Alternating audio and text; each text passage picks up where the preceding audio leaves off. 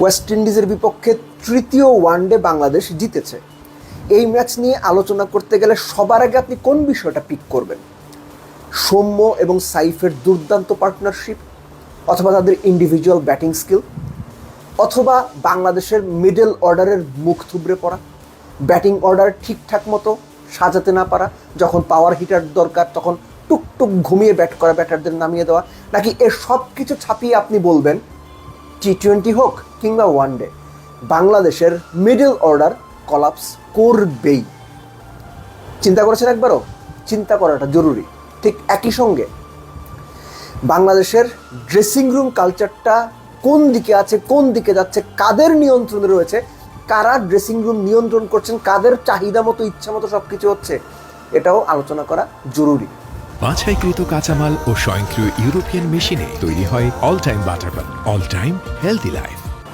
তৃতীয় ওয়ানডের যে উইকেটটা ছিল সেখানে টার্ন যে একেবারে কম পেয়েছেন স্পিনাররা, ব্যাপারটা কিন্তু তা না। ফার্স্ট ম্যাচ যে উইকেটে হয়েছে, একই উইকেটে খেলা হয়েছে, ফার্স্ট ম্যাচে এভারেজ টার্ন ছিল কত? 4.9 ডিগ্রিজ। সেকেন্ড ম্যাচে সেটা ছিল 3.9 ডিগ্রিজ। এই ম্যাচেও কিন্তু 4 ডিগ্রির মতো টার্ন ছিল। অর্থাৎ এই উইকেটেও ব্যাট করা খুব যে সহজ ছিল ব্যাপারটা কিন্তু তা না, বরং শুরুর দিকে বল কিছুটা ইভেন বাউন্সে ব্যাটে আসছিল। ওই সুযোগটুকু সৌম্য এবং সাইফ দারুণভাবে কাজে লাগিয়েছে। টিভিতেই দেখছিলাম যে সাইফ প্রথম যে 5টা 6 মেরেছেন, তিনি তো 6টা ছক্কা 6টা 4 মেরেছেন। প্রথম 5টা ছক্কার 4টাতেই ডাউন দ্য উইকেট গিয়ে সোজা খেলার চেষ্টা করেছেন। সৌম্য দুটো রিভার্স সুইপ খেলেছেন, 4 ছক্কা মেরেছেন। তারপর থেকে সৌম্য কিন্তু ভিতে বেসিক ক্রিকেটটা খেলার চেষ্টা করেছেন, বলের পিচের কাছাকাছি যাওয়ার চেষ্টা করেছেন।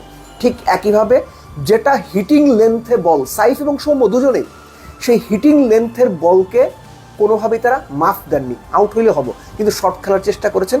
এবং তাদের যে ব্যাটিং অ্যাপ্রোচ ছিল, এই ব্যাটিং অ্যাপ্রোচকে আপনি প্রশংসা না করে পারবেন না। এবং সৌম্য সাইফরা যে দলের জন্য খেলেন সেটা আবারও প্রমাণ হয়েছে। তারা চাইলেই কিন্তু ওই সময় দেখেন যে তখন রান আপ তার 90 হয়ে গেছে, 80-82 হয়ে গেছে, বাংলাদেশের নর্মাল ক্রিকেটাররা কী করে? 70 বলে 80 হইলেও পরের 20 রান করার জন্য 30 বল খেলে। এটা পরীক্ষিত সত্য বাংলাদেশের ক্রিকেটে। সৌম্য সাইফ সেই চেষ্টা করেননি, মারতে গেছেন, টানা হিট করতে গেছেন, টানা হিট করে ম্যাচটাকে ওয়েস্ট ইন্ডিজের রিচের বাইরে নেওয়ার চেষ্টা করেছেন। এভাবেই টপ প্লেয়াররা ক্রিকেটটা খেলে। তারা টপ প্লেয়ার সেটা আমি বলছি না, কিন্তু টপ প্লেয়ার এইভাবেই ক্রিকেটটা খেলে। ঠিক উল্টোভাবে উল্টো ছবিও আছে।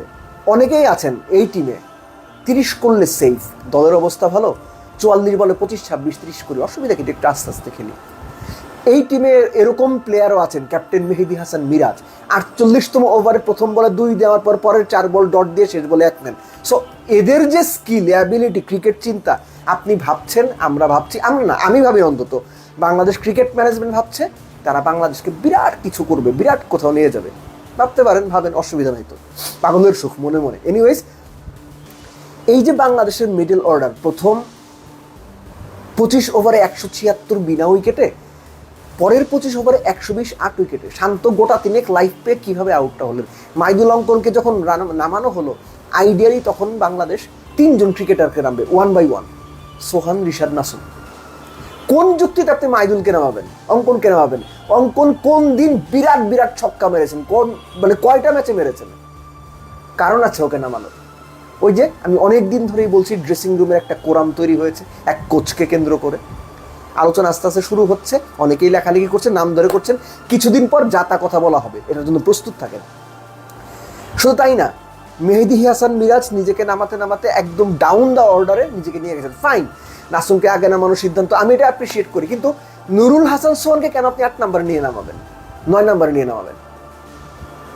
নুরুল হাসান সোহান কোন যুক্তিতে পাওয়ার হিটার হিসেবে মাইদুল অঙ্কনের সাথে পিছিয়ে? আমি এই যুক্তিটা আসলে বুঝি না।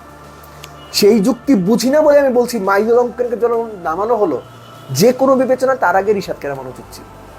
সো এগুলো হচ্ছে ক্রিকেট রুমের, ড্রেসিং রুমে বসে ক্রিকেটের সো কল্ড উর্বর মাথার থিঙ্ক ট্যাঙ্ক যারা আছেন তাদের বাজে চিন্তার ফল। আর এই বাজে চিন্তার ফল বাংলাদেশ ক্রিকেটকে অধঃপতনে নিয়ে যাচ্ছে। সাইফ, সৌম্য, আবারও বলছি, চেষ্টা করলে বাংলাদেশের অন্যদের মতো টুকটুক করে সেঞ্চুরি করে নিতে পারতেন। সৌম্য খারাপ খেলতে পারে, সৌম্য বাদ পড়তে পারে। সৌম্য তার এন্টায়ার ক্যারিয়ারে কখনো কোনো দিন 50 করার লোভে খেলে নাই, আমি অন্তত দেখিনি 100 করার লোভে খেলে নাই, দলের জন্য খেলছে। অনেকেই আছে বাংলাদেশের টপ প্লেয়াররাও আছেন অনেকে নিজের কথা চিন্তা করে খেলে গেছেন। এনিওয়েজ বাংলাদেশ জিতেছে, এটার অনেক বড় ব্যাপার। ওয়েস্ট ইন্ডিজকে হারানো ওই রকম একটা বাজে ফর্ম থেকে এসে গুড, ভালো হয়েছে। কিন্তু যে ধরনের টিম পারফরমেন্স আমরা দেখলাম এই ম্যাচেও যেভাবে মিডল অর্ডার কলাপস করলো, এটা অবশ্যই খুব অ্যালার্মিং সাইন।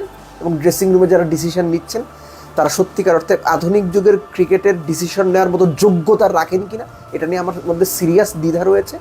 এর সঙ্গে যোগ করে নিন বোলিং ওয়াইজ ঋষাদ যে ম্যান অফ দ্য সিরিজ হয়েছেন, যোগ্যতম হিসেবেই হয়েছেন, এবং এই ম্যাচও স্পিনাররাই ডমিনেট করেছেন এরকম উইকেটে যা হবার কথা।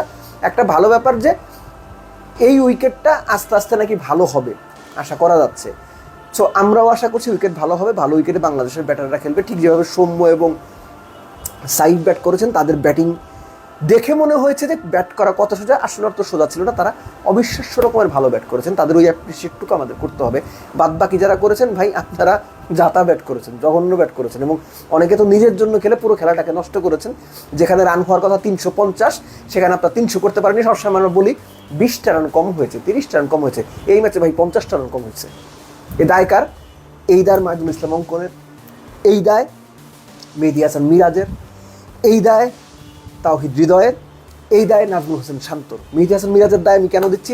তিনি তো ওপরে গিয়ে আসলে পারবেন না, এজন্য নিজেকে নিচে নামিয়ে এনেছেন।